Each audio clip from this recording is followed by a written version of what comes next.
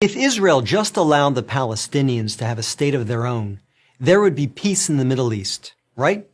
That's what you hear from UN ambassadors, European diplomats, and most college professors.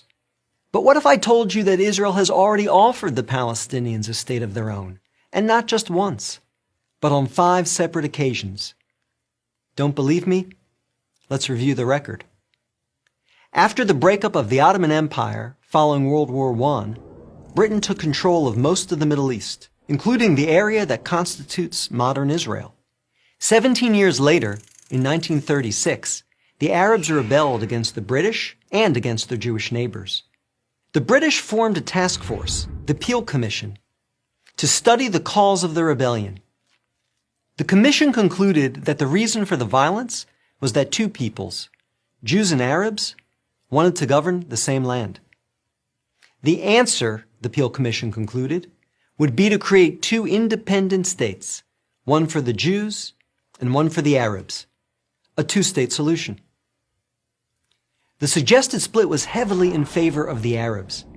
The British offered them 80% of the disputed territory, the Jews the remaining 20%. Yet, despite the tiny size of their proposed state, the Jews voted to accept this offer, but the Arabs rejected it and resumed their violent rebellion. Rejection number 1.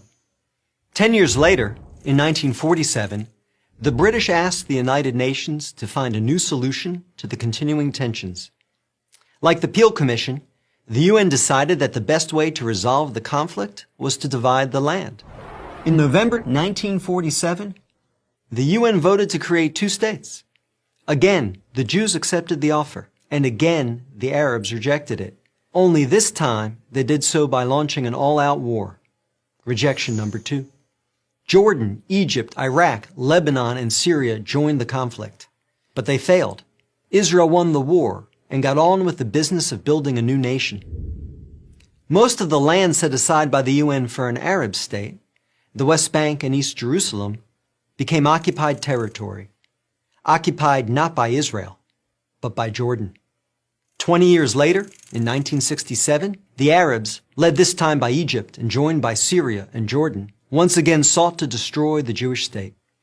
The 1967 conflict, known as the Six-Day War, ended in a stunning victory for Israel. Jerusalem and the West Bank, as well as the area known as the Gaza Strip, fell into Israel's hands.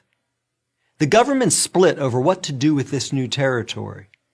Half wanted to return the West Bank to Jordan and Gaza to Egypt in exchange for peace.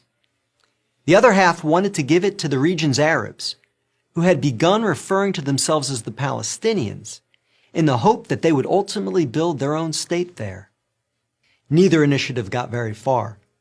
A few months later, the Arab League met in Sudan and issued its infamous 3 no's. No peace with Israel, no recognition of Israel, no negotiations with Israel.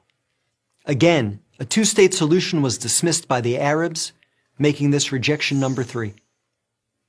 In 2000, Israeli Prime Minister Ehud Barak met at Camp David with Palestinian Liberation Organization Chairman Yasser Arafat to conclude a new 2-state plan.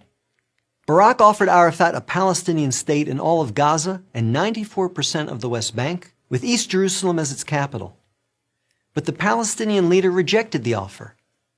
In the words of U.S. President Bill Clinton, Arafat was here 14 days and said no to everything. Instead, the Palestinians launched a bloody wave of suicide bombings that killed over 1,000 Israelis and maimed thousands more on buses, in wedding halls, and in pizza parlors. Rejection number 4. In 2008, Israel tried yet again.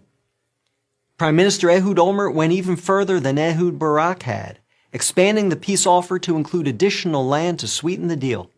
Like his predecessor, the new Palestinian leader, Mahmoud Abbas, turned the deal down. Rejection number 5. In between these last 2 Israeli offers, Israel unilaterally left Gaza, giving the Palestinians complete control there. Instead of developing this territory for the good of its citizens, the Palestinians turned Gaza into a terrorist base from which they have fired thousands of rockets into Israel. Each time Israel has agreed to a Palestinian state, the Palestinians have rejected the offer, often violently. So if you're interested in peace in the Middle East, maybe the answer is not to pressure Israel to make yet another offer of a state to the Palestinians. Maybe the answer is to pressure the Palestinians to finally accept the existence of a Jewish state. I'm David Brog, Executive Director of the Maccabee Task Force for Prager University.